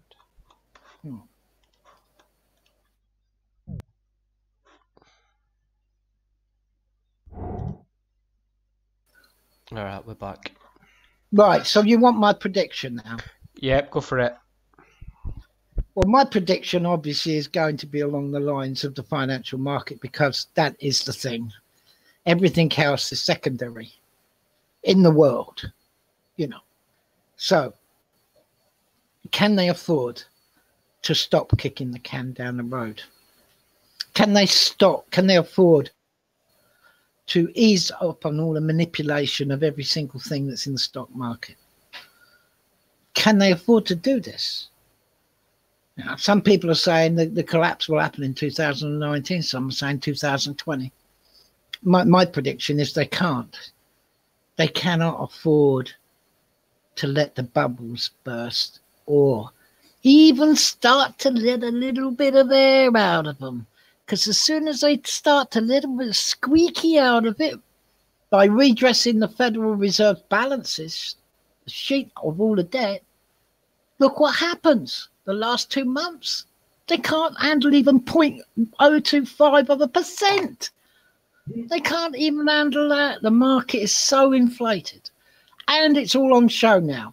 And everybody can see it who are financial people, apart from the talking heads on Bloomberg who just preach to the bloody sheeple. Right? But the real guys who know the score, and there's thousands and millions of them, regardless of what people think. So my prediction is, it ties in with what I think is going to happen in the Brexit. I hope it doesn't. If we can kicking down the road, we won't be pulling out in March, because they can't. Right? They can't collapse the EU yet. They can't put the chain reaction in for Italy to say, hey, we're off as well, and the rest of them. They can't afford this. There's going to be more trouble in the streets. There's going to be more riots, like the boys said. I was just about to say that. I thought so. Basically, our prediction is a civil war. Well, I'm not saying this is going to be a civil war, but for 2019, things will progress. I mean, Jouster said it will get progressively worse and worse. We ain't seen nothing. 2009 will be it will be even much. This has only just started. The troubles in the streets. I think you'll see lots more troubles in the streets. I think you'll see riots. I think you'll see record arrests, prisons filling up. Well, you're going to see a lot more than a riot if no deal don't get done on 29th of March. Well, what's their option? I don't know. That's probably where I tend to disagree with you on that stuff. But okay. I could be wrong. I hope I'm wrong. I tell you what, I hope I'm wrong, and I hope that they go, we're out of the EU, hard Brexit, whatever they want to call it, no deal, on your bike, right? I hope that happens, because whatever it is that's coming, it's better to face it now rather than later. Forever is around, because, if they kick it down another 10 years down the road, it doesn't bear thinking about, because what is coming is coming. They can't stop it. They know that. So, but they're going to try and do it in an orderly fashion with an alternative system. They can't go back into gold and do the old wealth change. I'm afraid, gold, bugs and silver, even though I love silver and gold. I love the jewelry. I love the coins. I'd like to go back to it myself with a pocket full of loose change. Lovely, a good old days. But it ain't going to happen, because they can't do it like that again. So they have to do. So what about crypto? What about crypto? It's an out. It can be an out. It can be most of the transaction is in place. The only thing is liquidity. I don't think there's a problem. maybe they can hybrid the Swift system. But I think there's actually technology out there that's much better than the Swift system. Perhaps Jouster sees it in XRP. Perhaps some people see it in the new Lightning Network on Bitcoin or some other network or some other blockchain technology that's just as quick as the Swift system, if not quicker. Then if that's the case, then that's what they're going to try and do. But whether it's this year or not, I don't think they can do it in a year, but I could be wrong. There's going to be a lot of trouble regardless before that. I just think that they can't allow this market the bubbles to burst. They may continue to leaks the gas out of the bubbles, but that means things were going to get extensively worse. But I think they could lose control of it very easy, and it could become, well, I wouldn't like to say apocalyptic, but who knows what could happen. So, but my prediction then is more of the same, worse of more of the same for 2019. I know it's kind of a cop-out, VJ, but maybe it's not. I'm just saying it's going to get extremely worse, much more than what it is all around. And they're going to try and do this transition into a new type of system best as they can. What they think is best they can. Maybe they want big trouble in the world. Maybe they want, some people say, depopulation. I don't know. Who knows? But that's what I predict for 2019. So there we are. And that's not much of a prediction this year. I'd like to say that the UFOs are coming and the Anunnaki are coming back, or whoever. I don't know. One thing. I don't know. One thing we've not mentioned Really? on show tonight is Pesco. Oh. Because Pesco was my highlight for 2018. Oh. You didn't say. No, I didn't know because I had to nip off to the toilet at the time. But yeah, Pesco. We haven't mentioned Pesco, so I thought, we'll mention it now. Is any return of Pesco for 2019? Well, as far as I'm aware, they were supposed to have signed up for that in December the 14th, weren't they? Whether they did or not, did we sign up for Pesco? I don't know. Did you hear about it, Jeff? Because I've not heard no. I don't know. It's supposed to have happened on December the 14th, ratification or something. If it was going to happen, I don't know. I don't know what happened. Well, perhaps it's like this Marrakesh Agreement, i.e., stroke UN All right, so migration pact. Maybe it's only an agreement, but it's not legally binding. let me just read this quick article. Hold on, guys. PESCO. Remaining EU countries agree to plan to integrate their military forces after Brexit. Non-EU states, like Britain in the future, will be able to join the programme, but only after negotiations and with agreement on providing funds. Theresa May arrived in Brussels on Thursday. I think this is the 14th of December article. Here it is. This is from The Independent, by the way. Theresa May arrived in Brussels on Thursday in time to see the official launch of the programme under which European states will integrate their defences. Something Britain had avidly pressed for during the 1990s, but will not be a part of it. Will not be a part of as it searches for its post-Brexit future. The road to today's permanent structured cooperation began with the Anglo-French European Union Defence Accord 19 years ago, but the UK subsequently turned against extending this across the EU, holding that it may speed up the creation of an EU force to the detriment of NATO. The European states have repeatedly found themselves having to depend on the US to be bailed out militarily in recent times. They were unable to act in the Balkan conflict in the 1990s with any effect until the US stepped in. They were also forced to ask Washington for help after running out of bombs and missiles during the bombing of Muammar Gaddafi's regime in Libya, a campaign which had been primarily instigated by David Cameron and Nicolas Sarkozy. But reliance on America is become increasingly uncertain with the coming of Donald Trump, who had repeatedly threatened to curtail support in retaliation against European states not spending enough on defence. He failed to affirm America's commitment to Article 5, which, under NATO states, must come to the aid of an ally under attack at his first NATO summit as president, even when he was unveiling a memorial to the 9/11 attacks, the only time the article has ever been invoked in the alliance's history. The allegations of clandestine Russian backing for Mr. Trump during the US election campaign, the questions about the links between his camp and the Kremlin, and subsequent claims of Moscow's interference in the French and German elections have also reinforced the feeling that Europe must do more to protect itself over security and intelligence.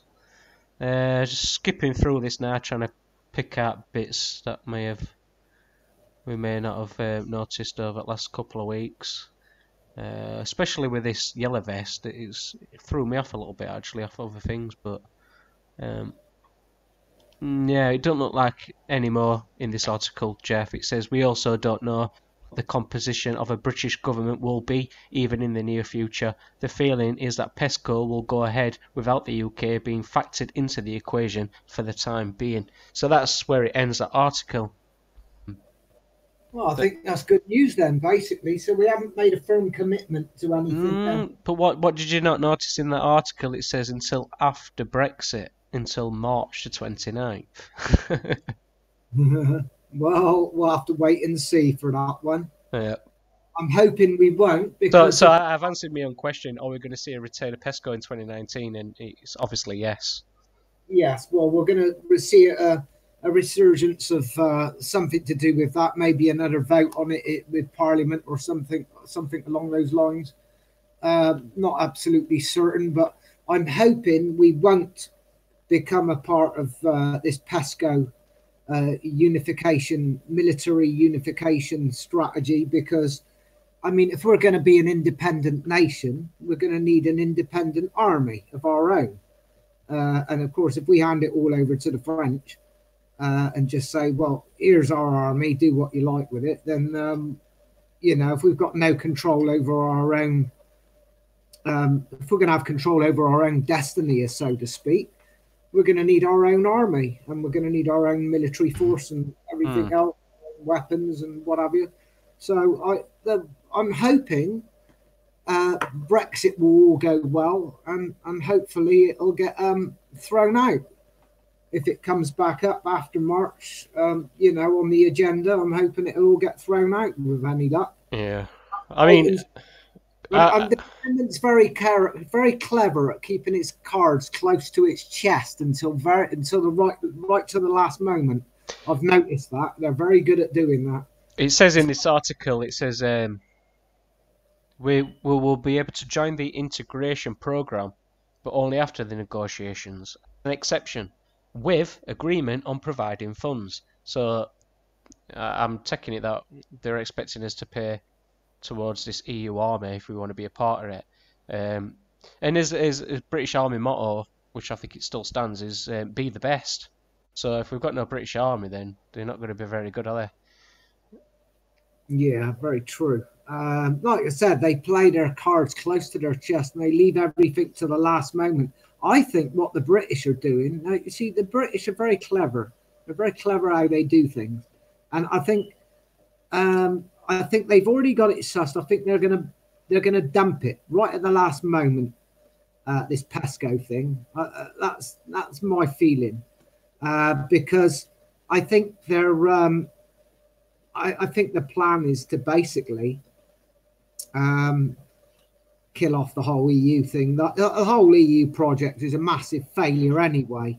I think all these countries are going to have to bite the bullet when it comes down to it, and we're going to have a little bit of advance chance to get things together and to get organised ahead of the EU collapse. So this Brexit really has been a bit of a lifeboat.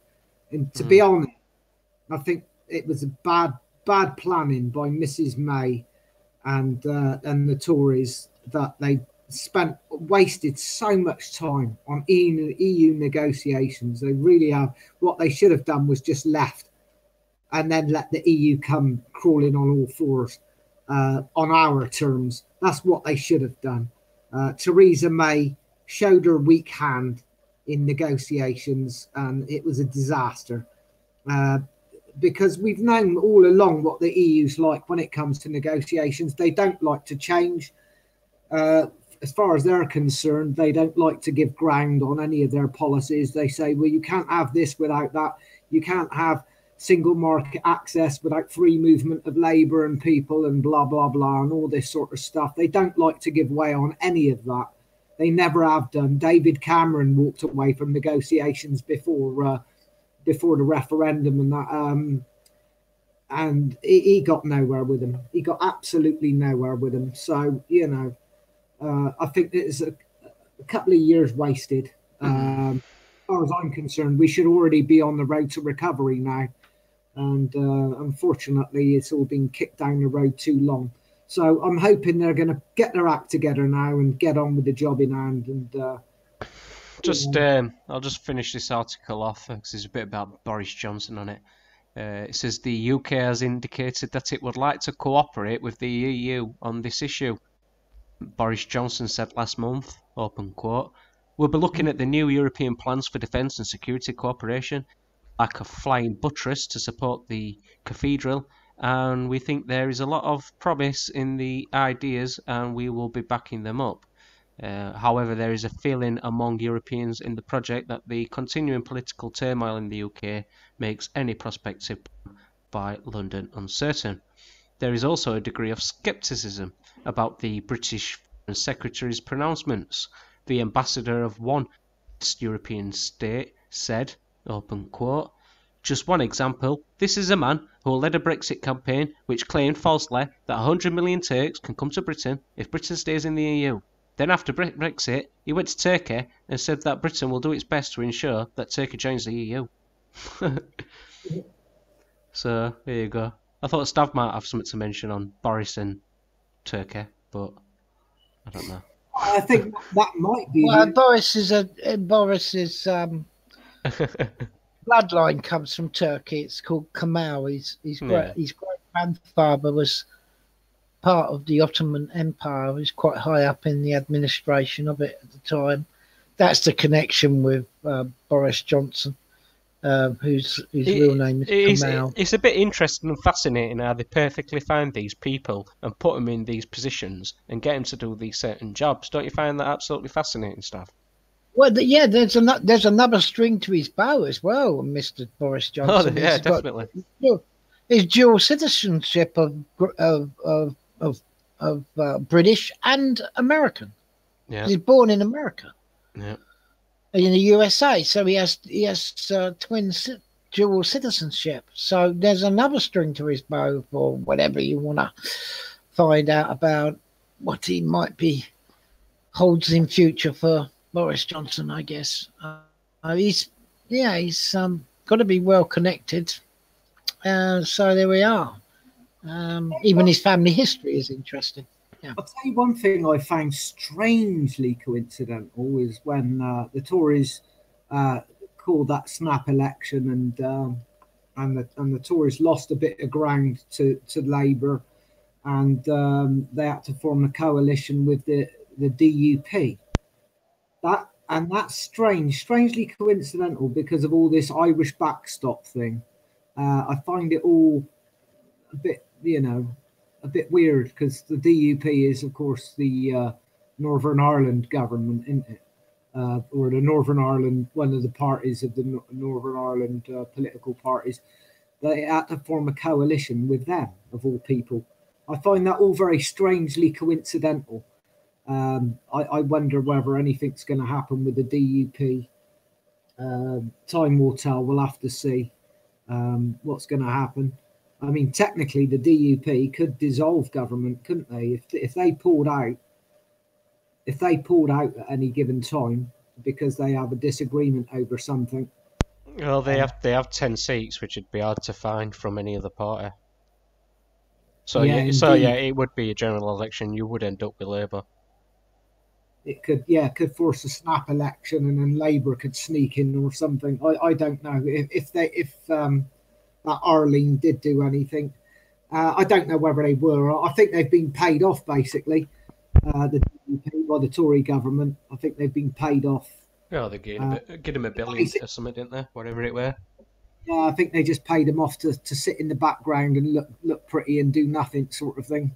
I don't know. We'll have to wait and see with any of that. But yeah, it's lot. Isn't it funny how politics seems to throw up these strange curveballs and these strange coincidences and things like that? It all seems a little bit too coincidental in my mind. Well, I think a lot of people ignore the historical content of politics, and that politics isn't just necessarily a 21st or 20th century invention. If you look at the roots of all these things like Northern Ireland, the DUP, who are the Northern Irish, who's the backbone of the North? Well, you know, there's a strong American United States connection with the Northern Irish people, and that's the Scotch Irish. And if you want to go down that leg of history, you'll find out, you know, who is who in America as well, and why the states are like they are, and this is all very much deeper than just the even just the last world wars. It goes back a lot further than that, and the connections are all there. So history is very important because, you know, it makes what's there now, and it gives you these connections that you go, well, that kind of makes sense now, why that's like that, or this is like that. And don't forget, Northern Ireland is part of the United Kingdom. They're British. That's what it is. Whether people want it or not, it's by the by. That's what the status of Northern Ireland is. And there's a lot of loyalists in Northern Ireland that want to stay like that. It's not all about, you know, Ireland becoming its own country, which it can't be anymore because unless the EU collapses, because Ireland now is Republic of Ireland is a state of the EU, really. It's run and governed, financed, everything by Brussels. So when people say they've got this romantic idea of Ireland becoming its own, you know, united Ireland, well, there's a small problem. You're part of the EU. And there's another problem. Irish people have got no intentions in leaving EU. I don't know. You say that, but I think the Irish people themselves. No, I'm not saying. I'm not saying that. That came from an independent. Yeah, well, I don't believe any of these so-called independent polls and things. I think if you were to ask the Irish people, maybe not the Irish government have got no intention of leaving the EU, possibly, but the Irish people, just the general citizenry of Ireland, I think if you were to ask them, I think the vast majority of them would say, oh, we'd want to get bloody shot of the EU rapid, get rid of the bloody thing. I tend to feel if you were to ask the Irish people about where they stand having a decent secured army, I think they'd jump at the chance for PESCO. Maybe because Ireland hasn't got much to defend themselves, have they? I'm not sure, mate. I don't know what the situation is over there, but I know that they're going back even. They've got hardly anything. Going back even on Lisbon. They've got nothing, have they, Joestar? They don't have to, because they're in our territorial waters and they're sitting right next door to us. Yeah, I think a lot. No one's going to start a war with, especially, well, even if they were in the European Union. I think people would think twice about attacking the Republic of Ireland. You know, they don't have an a strong enough economic base to warrant. For example, they don't have any main battle tanks. They just have infantry fighting vehicles, and you know, they've got purposes for peace. It's not really for war. Yeah, yeah.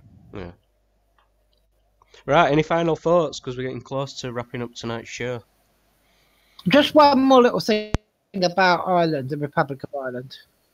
Apart from Greece, they're the next indebted country to the EU. So there we are. They got the next biggest debt. So you know, this is the legal stuff. And I can understand why, if there was a strong movement getting together to get out of the EU, I could understand that. But I don't see it like you, PJ. I don't see it on the horizon. So we'll see. But that I'm not 100% sure, but I know it's quite indebted to the EU now. So there we are. I mean, we talk I about don't know. we talk about surprises and things, but like we said, going back to the start of the talk, when Nonna has predicted USA and North Korea, what took place, apart from Lopi, that is. So, yeah. Yeah, exactly. Who knows? Hey, this is all conjecture. We know nothing. We just given our thoughts on what we think's going to come about. For what it's worth to whoever who's listening, it's good to have an opportunity to have a forum like Axiom. I'll give it a pun, and yeah, to be able to just even talk amongst us about what we think's going to happen. Whereas a lot of people don't even have a platform to do that, unless they do their own YouTube, I guess. But yeah, there we are. So cheers, thanks for putting it on, PJ, and I guess we'll find out, won't we? Yep. Until we do it all again next year. And I hope I'm totally wrong, by the way. I hope I'm absolutely 100% wrong, but there we are. Mm-hmm. Well, we never know. Jeff might get into crypto by end of next year, so who knows? You never know. Any completely off the wall predictions about Nibiru or anything like that, or any other strange out of the world things? Or... Oh, wait. 5G. We didn't mention 5G. We didn't go into it. We only just briefly touched it. 5G. Let's just quickly mention 5G before I end the show. Yeah, go for it, PJ. Well, we're supposed to have started in Isle of Wight, but that didn't happen. I think it ended up getting rolled out in Bristol. It might have been Neckarwoods, Jeff. No, I think they rolled it out in Gateshead, didn't they? Gateshead? Ah, that's right. Yeah, Gateshead. Yeah. Gateshead up on the northeast, up by Hull area. Yeah. I don't know. I think there was another area that they were talking about. Oh yeah, down by Sheffield, wasn't it? We've got it here. Yeah, Sheffield's got it. Yeah. Oh right. And it's evidenced on the lack of trees.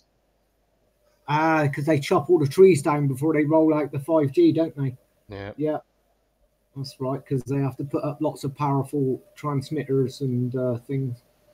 Well, therein lies maybe one of the underlying problems with it, because everything isn't all cut and dry when it comes to new technology or so-called advances in technology, regardless of what the bad things may spring off, and there's always good and bad.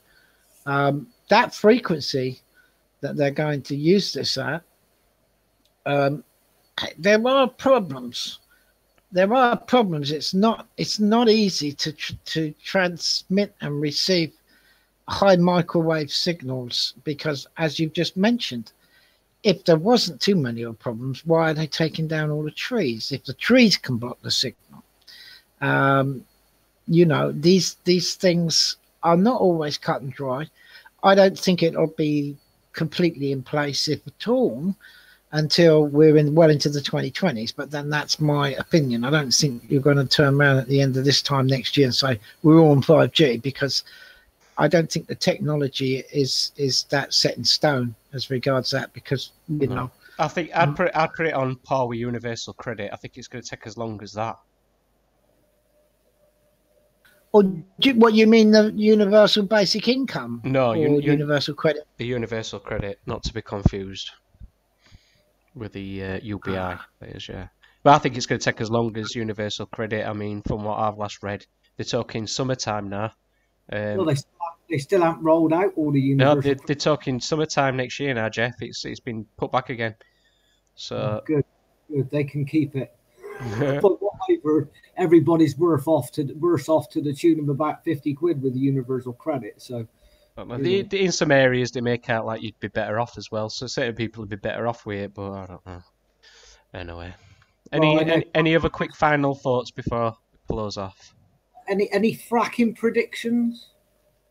I think that's pretty much done with now, fracking. I think they'll do odd test rig and odd camp will probably get set up in, place to place throughout UK, but I don't think it's going to take off. I think it's done with that now. Personally, I don't know. So a sort of mixed bag at the moment then with different things, and it's all still very much up in the air. These sort of things, they're sort of, not fully come to fruition, but they're sort of in the pipelines or being phased out or one thing or another. Well, we had a few earthquakes recently, didn't we? And I think since then, I think it's Preston New Road. I think they've actually stopped now. Ah, that's good. That's excellent. Last thing I knew on that, they were ready to have a pack up or something like that, but they weren't continuing anyway. I don't know if that's been another moratorium on being put on or anything like that, but yeah, it's like all these things. You can only focus on so many things. Point where you get distracted that much with new stuff coming up, and you just struggle to keep an accurate account on what's been going on with it. But yeah, we'll only see. Time will definitely tell, and we'll return next year for another. Well, I'd like to mention one little bit of breaking information that might turn into a prediction of very, very cold weather in the after next week for Northern Hemisphere countries, including the USA, including our part of Europe. We've just been announced the other day that we've got a sudden stratospheric warming of the pole. Now that's an event that can happen every now and then, and if it goes into if it goes, that's a very high altitude above the troposphere, yeah. But if it goes down into the troposphere where your weather is, and that warming takes place there, you better look out, because January and February could be something like could be as bad as the early 60s and that type of 2 months or 3 months of weather.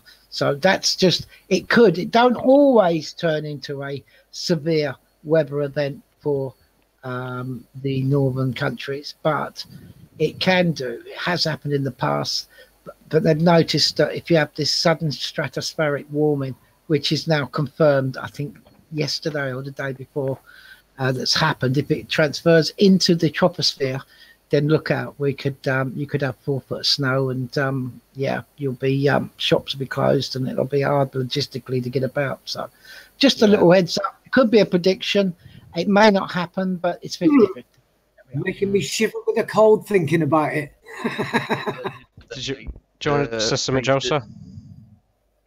They did say it's going to be the Beast from the East, number 2. Yeah. God. I mean, they supposedly had the weather predictions a month ago. People were talking about it, but it was supposed to start in December. But we all know that the climate is moving forward. Mm-hmm. But the Telegraph, or the Guardian, was saying we may have at least 2 months of this severe cold weather. I didn't get it from the Express, because they every day of the week they say is going to be tremendous snow. They did it in December. That's where I was reading it, and they got it. Yeah, well, wrong. this what I just said is a real event that happens now and then, and it's now been confirmed by high-tech equipment way up in the atmosphere and recordings and stuff. And these things do happen, and it's a definite, but it doesn't mean to say it could be 50-50. It could mean we could have westerlies and a wishy-washy warming, sort of like okayest winter, but not bad. But it could be, they've noticed that real severe events like 63 and places like that happened because of the southern stratospheric warming events over the polar regions. But it's just one to watch out. Could be, can't be, might not be. But I would say more stronger than possible that we will. And what we're in solar minimum with no sunspots, and the sun has pretty much died. That also exacerbates it. That can add to the mix because we're at a solar minimum. So anyway, I've had fun. And the cooling of the thermosphere and the thinning of the thermosphere as well that's been going on. Yeah. Well, one things we can take from records. I mean, correct me, Stav, are we in his 19th year now of his global cooling? Well, according to Al Gore and his hockey stick and his global warming back in the early 90s, there should be no ice on either pole now, especially the North Pole. There shouldn't be 1 inch of ice left. Yep. So there we are. And UK should have been having heat weathers like Spain 3 years ago. Yeah. By now, we should all be underwater. It should be like we should all be on Noah's Ark by now if it is down to Al Gore. Yeah. So we know Al Gore's predictions were a load of old hogwash. You can't mock him. He invented the internet. Oh, oh, we got to stick him with all the rest, have we? Say no more about Al bloody Gore. Right, we're ending it. We're back next week. Apologies for last week for not showing up. I personally had a unforeseen occurrence which made me not be able to attend, but we'll be back next week. What topic are we covering? Are we doing that revolution topic next week, or is it something else? Yeah. Yes, I think so. And also, I'd like to revisit the Gilets jaunes and also their main part of their. It's kind of a political answer, which I kind of don't like because of my political eyes. It's the RIC, which is referendum instigated by the citizen. That's their goal. That's the Gilets jaunes goal. So there we are. Yeah, we'll get more into that. Go on, Jeff. One quick last prediction, totally off the wall. I think 2019, around about August, September sort of time, I think we're going to have a rogue asteroid that's going to be causing a lot of concern, and a big rogue asteroid.